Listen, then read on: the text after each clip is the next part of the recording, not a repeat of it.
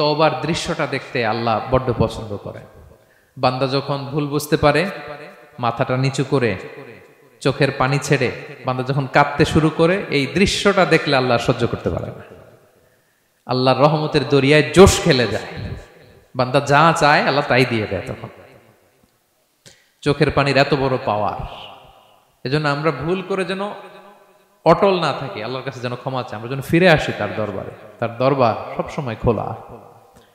এবং তিনি এই তওবার বা ফিরে আসার দৃশ্যটা দেখতে কত পছন্দ করেন শোনেন। রাসূল সাল্লাল্লাহু আলাইহি ওয়াসাল্লাম বলেন, ওয়াল্লাযী নাফসি বিয়াদিহি, তার শপথ যার হাতে আমার আত্মা, লাউলাম তুযনিবু, তোমরা যদি ভুল না করতে, লা যাহাবাল্লাহু বিকুম, আল্লাহ তোমাদেরকে ধ্বংস করে দিতেন। ওয়ালা জাআ বিকওমিন, আল্লাহ এমন এক জাতি তৈরি করতেন, ইউযনিবুন, ওরা খালি ভুল করত, ফায়াস্তাগফিরুন, আর ক্ষমা চাইতো, ফায়াগফিরুল্লাহু লাহুম, আর আল্লাহ তাদের ক্ষমা করতেন। তোমরা যদি ভুল না করতে, এই বনি আদম, তোমরা যদি ভুল না করতে, তোমাদেরকে আল্লাহ তাআলা ধ্বংস করে এমন একটা গোষ্ঠী বানাইতেন যারা খালি ভুল করতো আর মাফ চাইতো, ভুল করতো আর মাফ চাইতো, আর আল্লাহ মাফ করে দিত। সুবহানাল্লাহ পড়লেন না?